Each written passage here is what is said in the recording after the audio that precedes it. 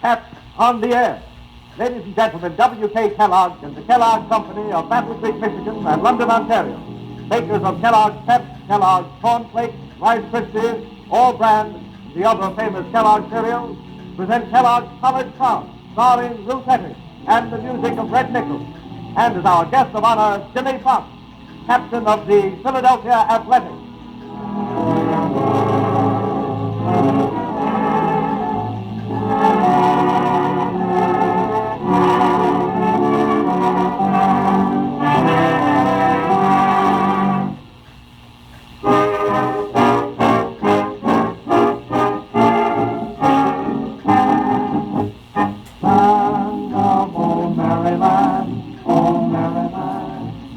Dedicate tonight's crown to the University of Maryland. Founded in 1807 at Baltimore as the College of Medicine of Maryland, it was eventually expanded into a general university and was finally merged with the Maryland Agricultural College. Maryland still retains its preeminence in medicine and enjoys today an honorable record as a leading university of the Middle South. We salute you, Maryland.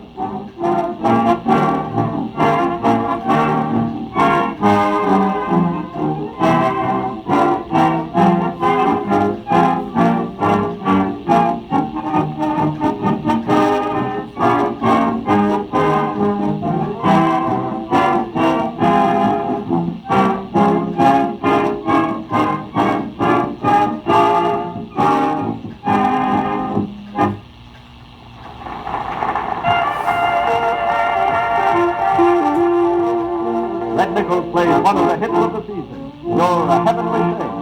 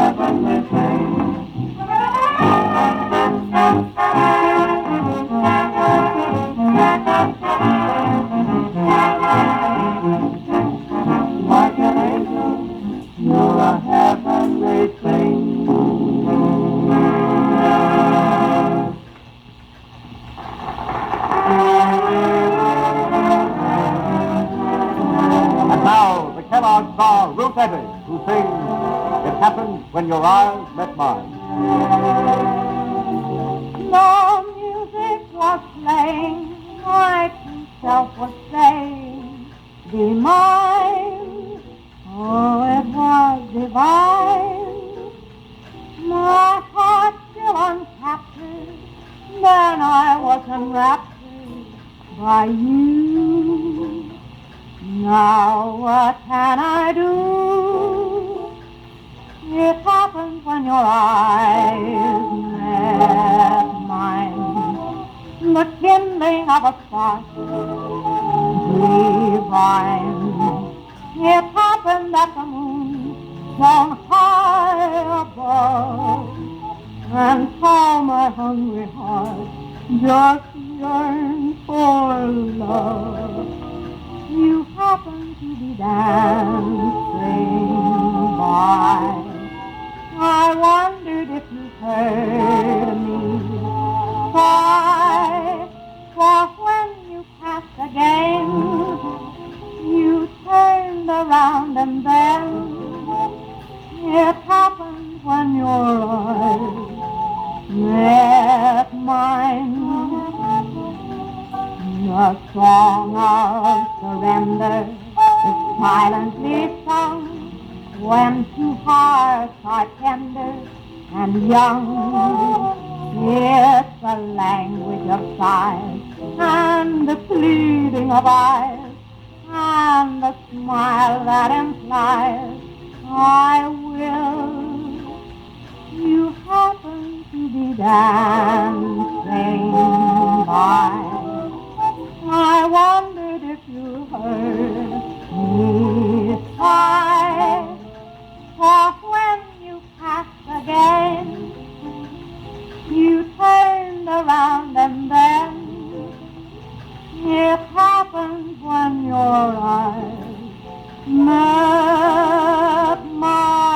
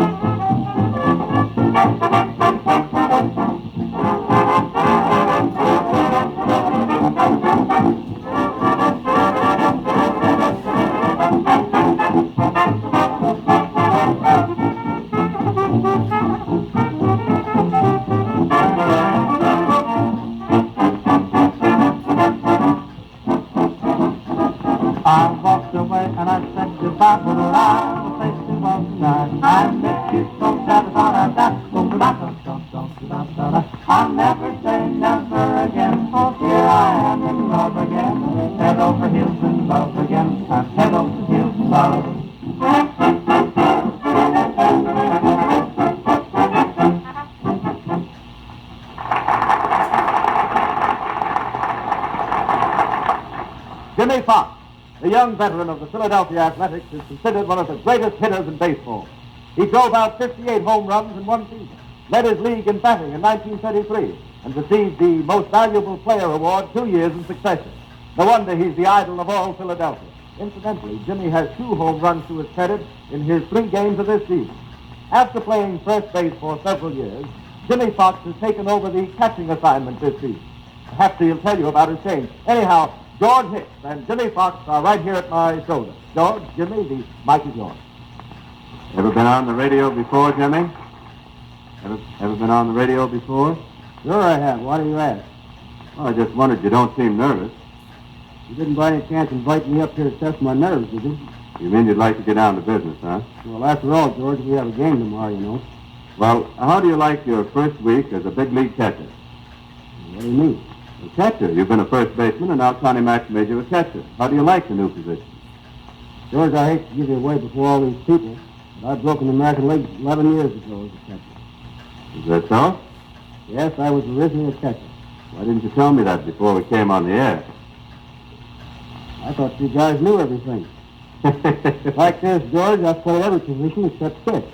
You have. Well, here's one on you, Jim. You even used to pitch down in Maryland, am I right? Yeah, that's right. Why didn't you remind me of that before we came on the air? Jimmy, would you please go ahead and answer the questions on that piece of paper? Sure, fire away. Why did you make the change to catcher this season? Well, you know, Connie Mack's the boss of the athletics, and he wanted me to catch. We have a young pitching staff, and Connie thought I might help them if I went behind the plate. The fact that I know the different hitters in the league. That sounds reasonable, Jimmy. And there's another angle, George. The boss bought this young fellow Hook. He was about the best hitter in the Texas League last year, you know.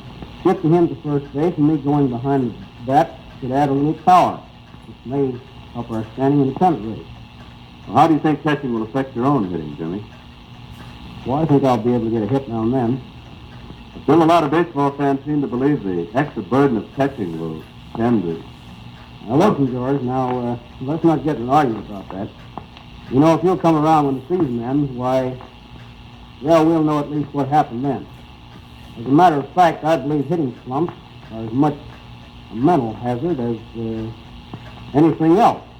Much more mental than physical, I would say. By the way, do you play golf, George? Oh, I play golf, Jimmy. Let's take you on sometime and find out. Well, you know, a batter is much like a golfer.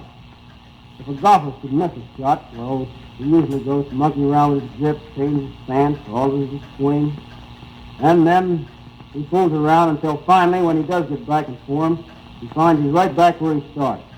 And in baseball, hitting is just about the same thing. That's an interesting point, Jimmy. I hope you young ball players have made a mental note of that tip.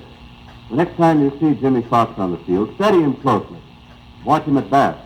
Follow him when he's chasing a high foul. Get the picture, if you will, of a big fellow whose muscles are relaxed and ready to coordinate at his command. Isn't that right, Jim? You're absolutely right, George. Relaxation and timing are most important. Let me tell you something that happened to me back in 1931. All right. One afternoon we were taking batting practice, and when I took my turn, I hit the first pitch in the left field stand. Some of the fellows fooling around as they do on the bench, Cochran, Dyke, Simmons, some of the rest of them, yelled out at me, if I was as big as you, Fox, I'd hit the ball out of the park too. Well, you know, I stuck my neck out by saying I'd hit the next one just as far by choking my bat halfway down. They thought I was kidding. Took the pitch, and with half a bat, I took a swing at the ball and it sailed in the left field stand.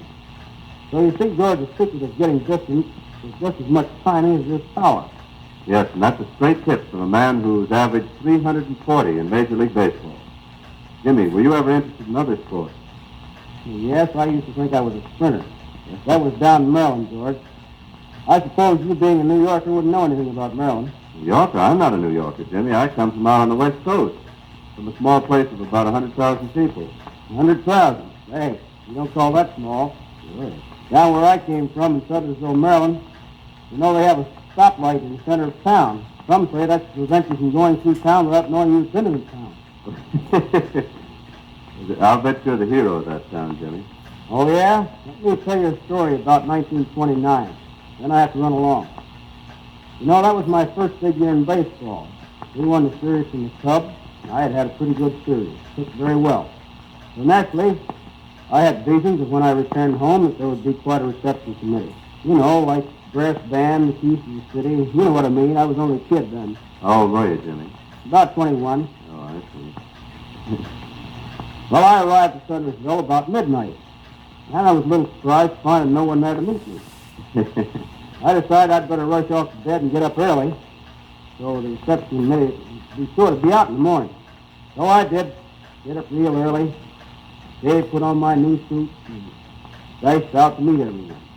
Strangely enough, there was no one else up. Yes. I didn't meet a single person until I'd walked up around the railroad station. Just then I ran into a fellow that I thought knew me as well as anybody in the country. He lived around there all his life. I hollered hello at him, and he turned around and looked and said, "Hello, Jimmy. Say, where have you been all summer?"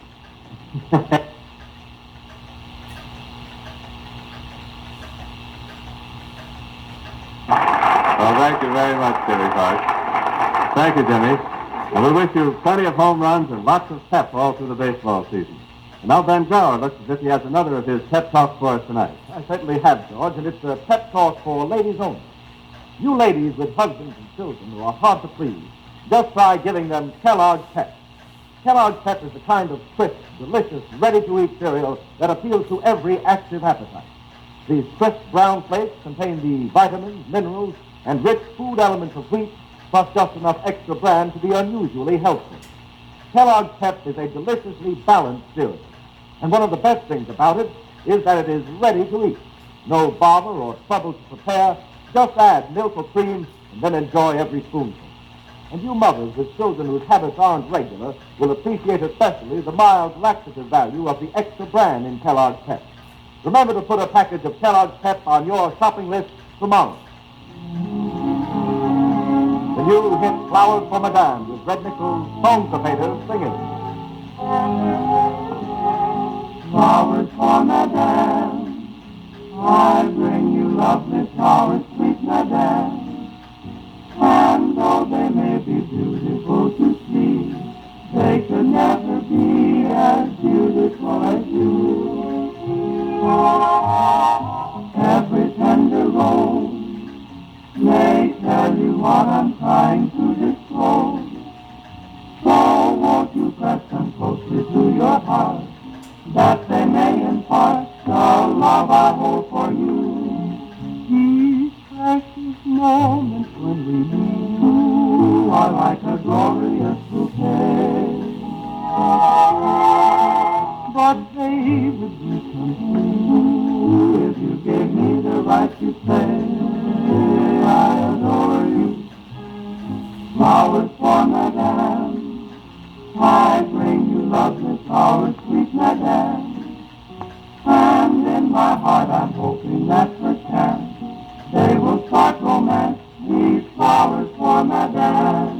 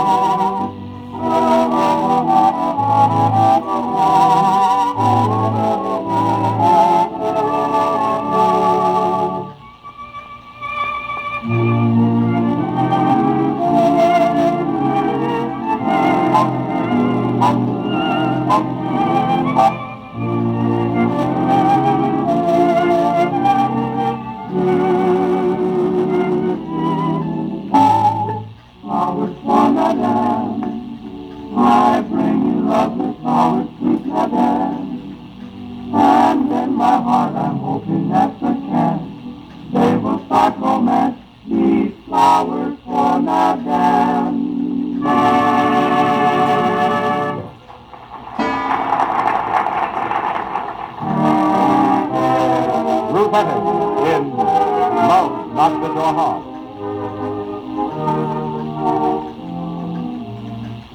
When love knocks at your heart, open up your heart and let love in. I turned down love until Lord missed the thrill that might have been. The hours I spend alone in my blues, when love could turn it into a dream come true. You may be worldly, you may be wise, and way beyond your years. Though I'm presuming when I at times maybe I'll save you too. When love knocks at your heart, open up your heart and let love in. I turned down love and truth. Now I've missed the thrill that might have been. The hours I spend alone in my blues. When love could turn it into a dream come true. If you should close the door to love forevermore, don't ever go. Love comes but once and then passes by you when you need it most. I have been so lonely, but I've learned just one thing only, that when love knocks at your heart, open up your heart and let love in.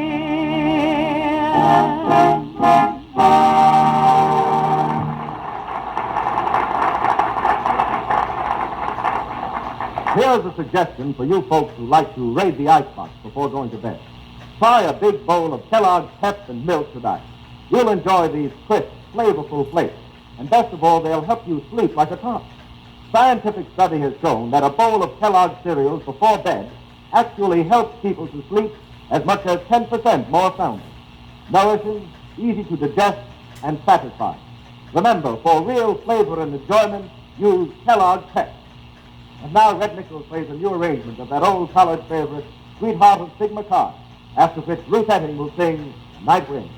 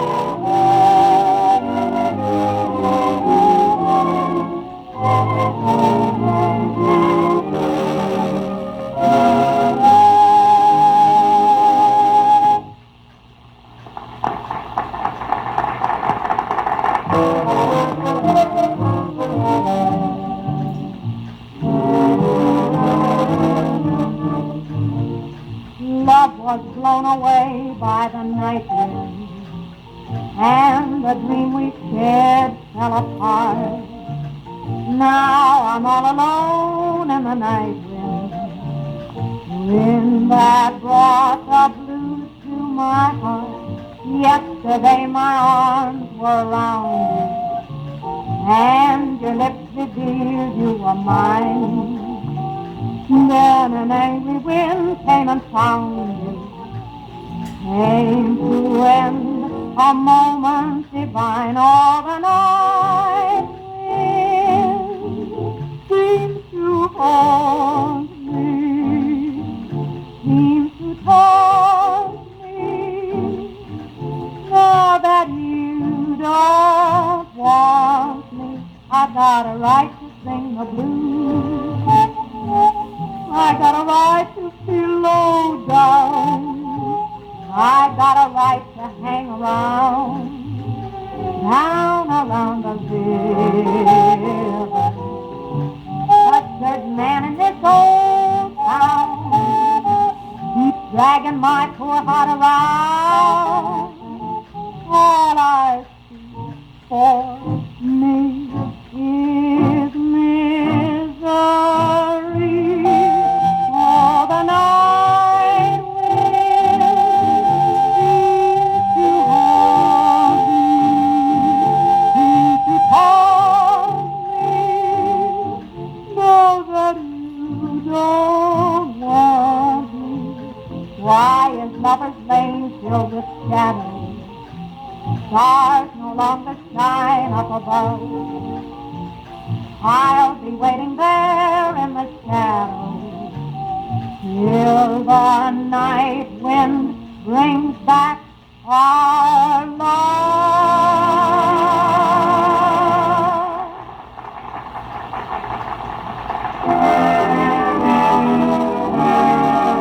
I'm getting sentimental. Over you.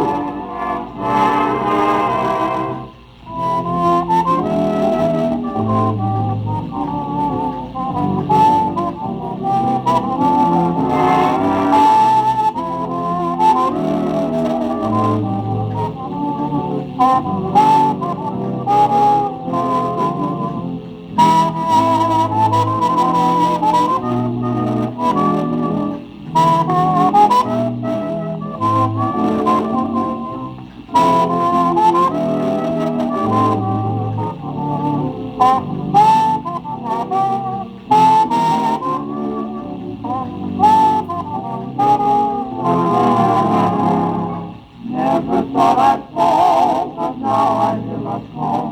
I'm getting sentimental over you. Things you say and do just thrill me through and through.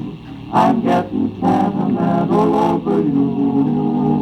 Why, I thought that I was happy, I could live without love. But now I must admit love is all I'm thinking of. Won't you please be kind and just make up your mind that you'll be sweet and gentle, be gentle with me, because I'm sentimental over you.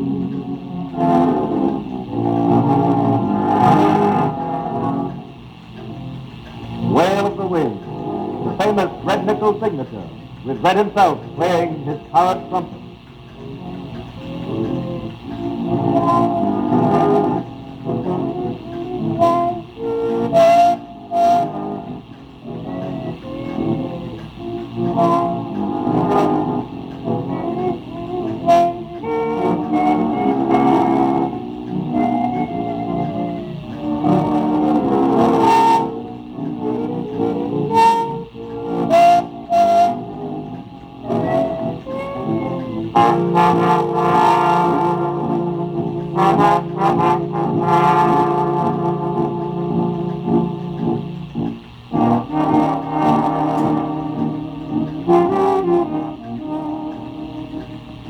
Next Friday night's prom will be played for Ohio State. That day marks the opening, too, of the outdoor track season with the running in Philadelphia of the 41st annual Penn Relay. And so you'll hear George Hicks with an eyewitness account of the record-breaking performances scheduled for that afternoon. Be sure to be with us then. And here's another reminder. Our friend Jimmy Fox, far-famed slugger of the Philadelphia Athletics, is one of the principal heroes of the Kelloggs baseball book we announced last Friday, and which many of you already have received. You will find Jimmy in that tremendously interesting chapter on batting, with its fascinating pictures and diagrams showing how he and many other leading sluggers lace the ball over the fence. It's a book that every boy and every baseball fan will enjoy. 48 pages of inside facts on how to play and how to enjoy baseball. If you've not yet written for a copy, simply send us your name and address, or the name of that boy you probably have in mind, with the top from a package of Kellogg's Pep for each copy you want. Send it to the Radio Division, Kellogg Company, Battle Creek, Michigan. Your book will be sent to you by return mail. And in the meantime, keep going with pep. Your announcer,